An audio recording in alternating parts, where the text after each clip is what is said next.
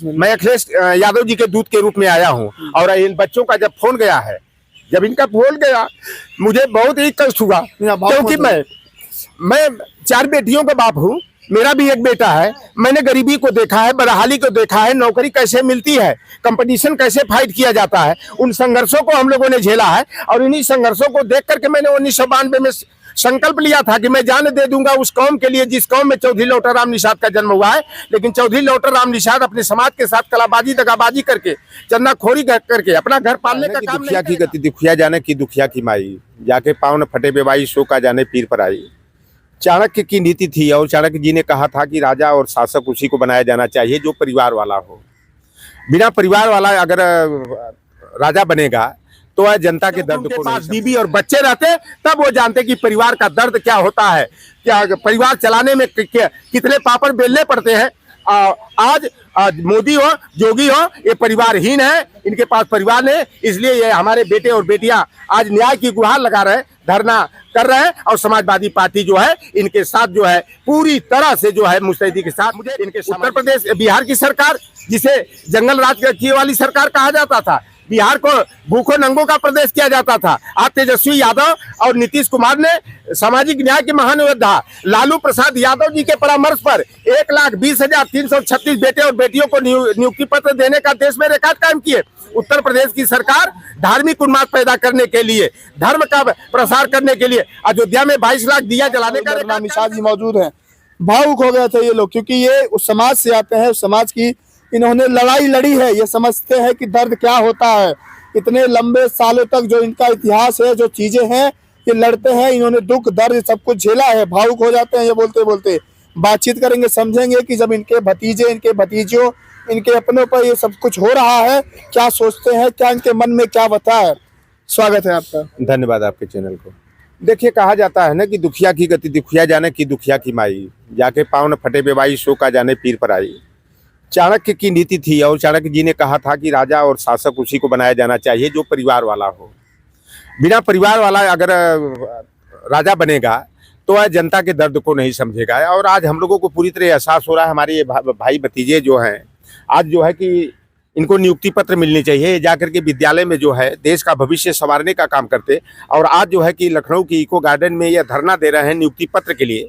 और योगी आदित्यनाथ जी अपने को संत महात्मा और सन्यासी कहते हैं, लेकिन गुरु गोरखनाथ जी की वह बात भी मुझे कुरेदती है बार बार कि गुरु गोरखनाथ जी ने कहा था कोई अपने नाम के साथ नाथ उपनाम लगा ले और गेरुआ वस्त्र धारण कर ले तो सन्यासी महात्मा और संत नहीं हो सकता। योगी आदित्यनाथ की जब से सरकार बनी है, 19 भर्तियों का पेपर लीक के नाम पर, चाहे उसे जो है कि अपने ही लोगों के द्वारा जो है हाई कोर्ट में चुनौती दिला करके हमारे बच्चों का भविष्य अंधकार में डालने का और उनकी उम्र से उनको बाहर करने का, अपात्र बनाने का जो है उत्तर प्रदेश की सरकार एक सुनियोजित तरीके से गुरु गोलवलकर की 2 किताबों की जब नीतियां हम पढ़ते हैं, वंच ऑफ थॉट्स और we are our nationhood defined की ओबीसी, एससी, एसटी, माइनॉरिटी के साथ को कैसे पीछे करना है, कैसे उनके भविष्य को अंधकार में डालना है, यह उत्तर प्रदेश की सरकार पूरी तरह से जो है गुरु गोलवलकर की bunch of thoughts we are our nationhood कैसे सोचते हैं नीतियों की। चौधरी लौटाराम निषाद क्या सोचते हैं अपने भतीजों को? अपने भतीजों को देखते हैं कि ये खुले आसमान के नीचे, ठंड में ओस के नीचे त्रिपाल पर जब लेटते हैं, तो क्या इसी दिन के लिए संविधान बना था? इसी दिन के लिए एकता, समानता, समता मूलक समाज की बात करते करते हमारे तमाम महापुरुष चले गए। अम्बेडकर जी जब संविधान को सौंपने लगे तो बड़ा भावुक हो गए थे, उस समय बड़ा रोने की स्थिति में हो गए थे कि मैंने बड़ी मेहनत करके 3 अपने बेटों को जो है कि बलि चढ़ा करके मैंने बड़ा ही सुंदर जो है संविधान बनाया हूँ, लेकिन मैं ऐसे लोगों के हाथों में सौंप रहा हूँ जिन पर मुझे संदेह है कि यह संविधान को सही तरीके से लागू नहीं करेंगे। आज सारी व्यवस्था होने के बाद भी भारतीय संविधान के अनुच्छेद 15(4), 16(4), 16(4)(a) के तहत समानुपातिक आरक्षण कोटा का निर्धारण किया गया है। उत्तर प्रदेश आरक्षण नियमावली 1994 के तहत ओबीसी को 27%, एससी को 21% और एसटी को 2% आरक्षण दिया गया है। और सुदामा कोटे के तहत भारतीय जनता पार्टी ने सवर्ण जो गरीब कहा गया, जिनकी वार्षिक आय 8 लाख है, उनको सुदामा कोटे के तहत जो है ईडब्ल्यूएस के नाम पर 10% आरक्षण दे दिया गया। हमारे जो है कि जो 69,000 शिक्षक की भर्ती हुई, आरक्षण नियमावली के तहत 18,000 से अधिक हमारे ओबीसी के लोगों को कोटा मिलना चाहिए था। 14,390 हमारे एसटी के होने चाहिए, लेकिन उत्तर प्रदेश की सरकार ने जो है, और विशेष रूप से योगी पार्ट 1 में जो बेसिक शिक्षा मंत्री द्विवेदी जी थे और बेसिक शिक्षा परिषद के सचिव एक ब्राह्मण जाति के सचिव थे जो कि द्विवेदी जी के रिश्तेदार थे। दोनों ने मिलकर के बड़े सफाई से जो है गलत तरीके से एमआरसी, जो कि चयन के बाद की प्रक्रिया होती है, एमआरसी मेरिटोरियस है, रिजर्व कैटेगरी, उसको लागू करके हमारे 18,000 ओबीसी के लोगों की नौकरियां छीनने का षड्यंत्र किया गया।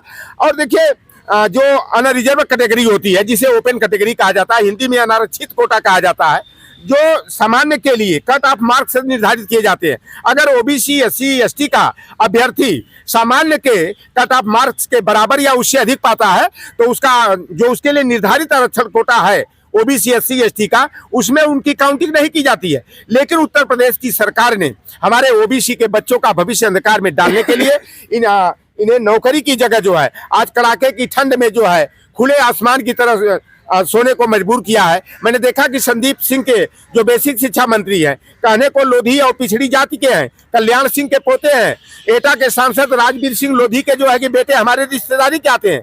लेकिन ये लोग भारतीय जनता पार्टी और जोगी जी के डंडे के डर से ये जितने ओबीसी के नेता है, चाहे वो राकेश सचान हो, चाहे स्वतंत्र देव सिंह हो, चाहे लक्ष्मी नारायण सिंह हो, चाहे चौधरी भूपेंद्र सिंह हो, चाहे धर्मपाल सिंह लोधी हो, चाहे धर्मपाल सिंह सैनी हो, और बाहर से जो है भारतीय जनता पार्टी के समर्थन में जुटी हुई अनुप्रिया पटेल हो और उनके पतिदेव जो नगाड़ा बजा रहे हैं, खुशियां मना रहे हैं ओबीसी एससी एसटी की जो नौकरी छीनी जा रही है, आशीष पटेल हो, चाहे जो है कि ओम प्रकाश राजभर हमारे मंगरुआ भाई हो, जो कहते थे समाजवादी पार्टी की सरकार पर आरोप लगाते थे कि यादवों की केवल नौकरी दी जा रही है, आज जो है भारतीय जनता पार्टी के साझेदार बन गए हैं। संजय निषाद भी यही आरोप लगाते थे कि अति पिछड़ों का हक हिस्सा जो है यादव छीन है। आज जब से भारतीय जनता पार्टी की सरकार बनी है, कितने लोहार पार सुनार कोतेली तमोली बरई बारी मलाह केवट कुर्मी काची के जाट के गुजर के चमार पासी दरकार बसफोर के मनिहार के नट के मुशहर के लड़कों को नौकरी मिली है। आके जवाब दे ओम प्रकाश राजभर और संजय निषाद।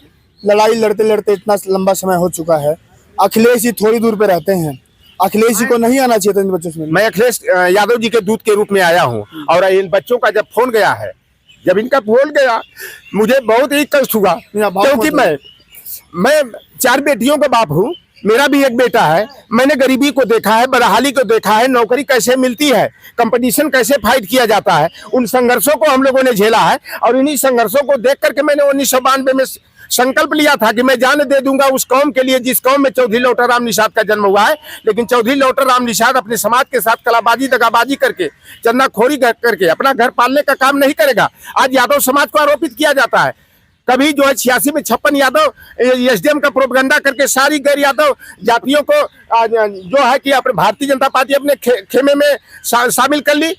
30 में 5 यादव हुए थे, लेकिन साची कहे सो झूठी होवे, झूठी कहे सो साची होवे। ये भारतीय जनता पार्टी और एसएस वालों ने मीडिया ट्रायल करके जो यादव सामाजिक न्याय की लड़ाई लड़ा, मंडल की अंबेडकर की लड़ाई को आगे बढ़ाने का काम किया, यादव समाज को जो है कि नायक से खलनायक बनाने का काम किया। मैं जब से होश संभाला हूँ यूपीएससी और उत्तर प्रदेश लोक सेवा आयोग की मैं नियुक्तियों को देखता हूँ, कभी यादव का बेटा जो है 8-10 की संख्या में एसडीएम नहीं होता था। अखिलेश यादव के समय कभी 6 से ज्यादा एसडीएम यादव नहीं हुआ।